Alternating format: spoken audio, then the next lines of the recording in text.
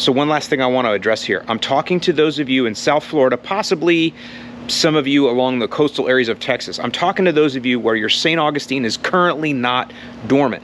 That would be South Florida, usually south of I-4. It's been a lot colder of a season, so some of you a little further south your lawn may have gone dormant. Here in Bradenton, my lawn has not gone dormant. It's close, but it hasn't gone dormant, it's still growing. I'm talking to those of you when it comes to fertilization, your lawn is still growing. You're still having to mow it at least every 12 or 14 days. Next, let's go talk more about fertilization. I'm actually heading over to the Freedom Factory because I want to look at the ProVista over there and see how it's faring in the cold and give you some more St. Augustine grass tips, as well as some specific to the Scott's ProVista St. Augustine.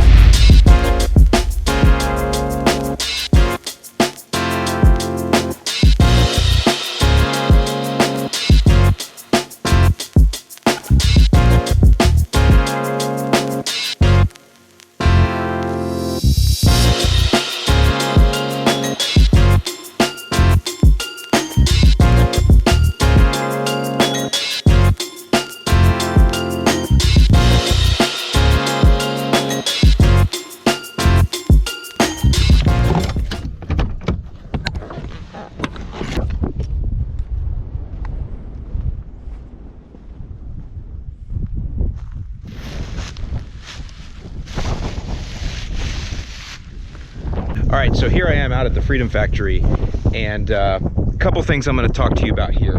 The first one is ProVista specific, and that's because a lot of you guys have it. The thing I have learned about Scott's ProVista St. Augustine grass is that one of the things that makes it cool is also one of the things that can also cause you a little bit of headache when it comes to winter, or if you let it get away from you without proper fertilization. So you're not going to be able to tell because it looks so good right now, but it doesn't still look as good as it could. So here's the thing with the ProVista. It has a natural built-in growth regulator. It is a GMO, a modified organism. And one of the things that they have done to genetically modify this grass is they have modified it or bred it to grow slower. That's why you essentially, even in the summer, only have to mow it like once every 2 weeks. And that's a good thing. And a lot of residential, a lot of homeowners, a lot of property owners, a lot of commercial guys, they like that because it reduces the amount of mowing that has to be done, which gives you more time to do other things at a property, right? The problem with that is if you don't fertilize it properly and you let it go too long without fertilizer, it will actually fade a lot slower than other St. Augustine grasses would. The neglect will not show as quickly, but when it does finally show, it takes longer to get it to recover to green. So that's where that natural growth regulator can be a negative, is when you don't keep it fed and pushed. And when that happens the most is in winter. For some reason, I don't know if it's because all of you guys that live here are from up north and you just don't think you fertilize in the winter time. If you don't fertilize your ProVista in the winter, I promise you it will not green up in the spring until well after everyone else that has Floratam has. So that's the warning. And I actually faced this year. I've got it recovered now.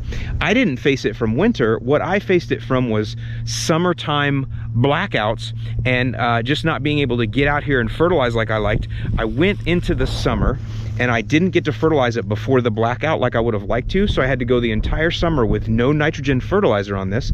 And then even after the fertilizer bans ended, we had irrigation put in, which you can still see some of the scarring here. Look at that. Look at that Stolen moving across over there though, huh? She's a beaut. Come on, pull the plug on that freaking thing, huh? But we had the irrigation installed, so I couldn't fertilize again. So this went for, I don't know, maybe like 4.5, maybe 5 months. It was a long time with no fertilizer. And then they had an event here and I came out, I'm like, oh, I'm not thinking. I'm like, well, it's like Floratam, it's like anything. I'm just gonna blast it with nitrogen, it'll be green in a week. And it did not green up like I wanted to. It didn't.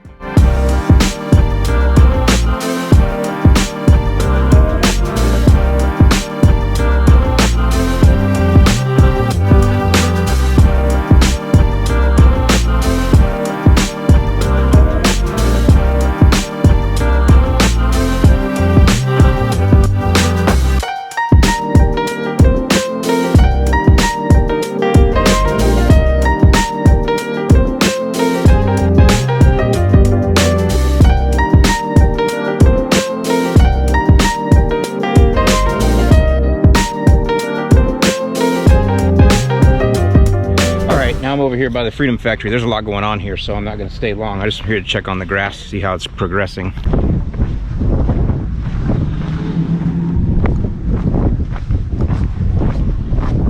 So once again, the wind was really bad. I'll take a better windscreen out in the future. But either way, you can see here about a week after the application, very little result. And that is the ProVista showing that it's just a slow responder with that built-in growth regulator. So I waited another 2 weeks and I went ahead and put down another application, this time of some liquids. I also used some CK in there. My goal was to just kick it in the face and see if I could get it to move.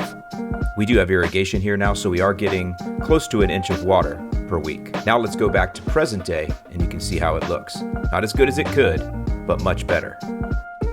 Now it looked okay for the last race, but it didn't look as good as it could have, and that's when I learned my lesson. And I've also kind of experienced this a little bit at home too in my backyard, but the long and the short of it is, with your ProVista, especially if you're below the frost line and your lawn has not gone dormant, you need to keep fertilizing it all the way through into the winter and through the winter. If you let it go dormant, it's going to take longer to come back. Now, if you live north of I-4, the frost line is what I kind of call that. If you live north of that and you have ProVista, then it's going to go dormant anyway, just from the cold.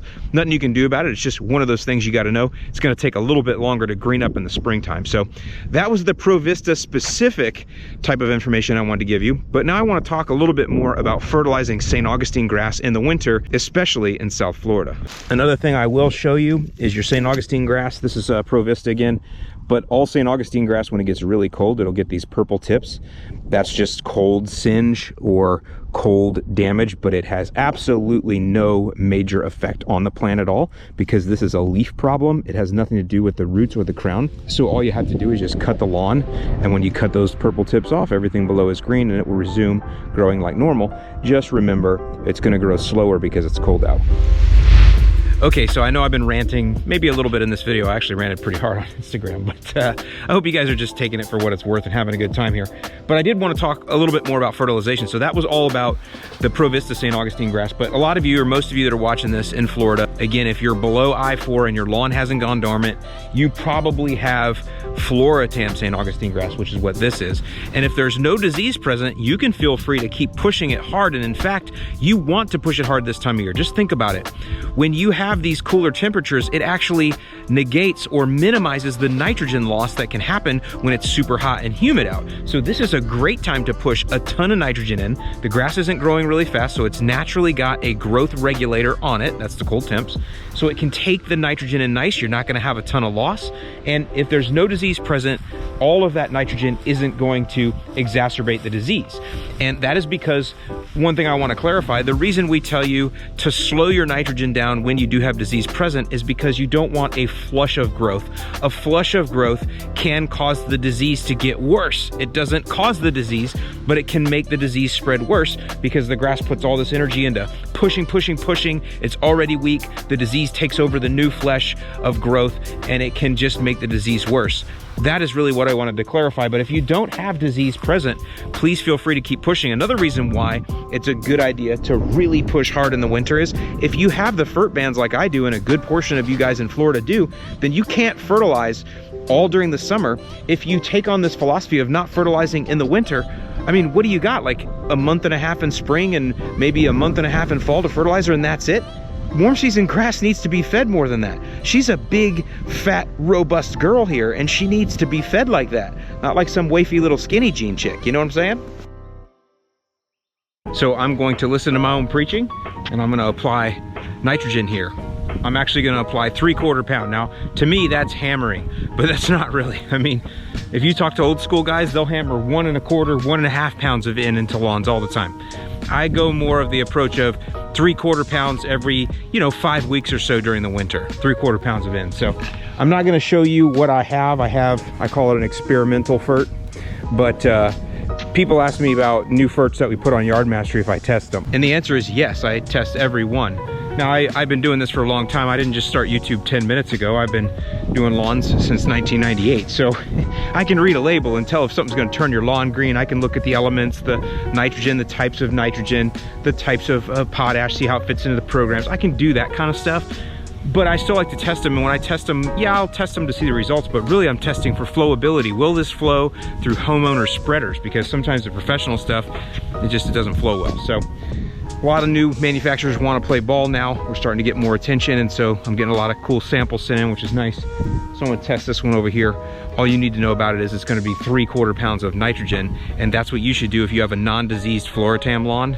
Push it hard.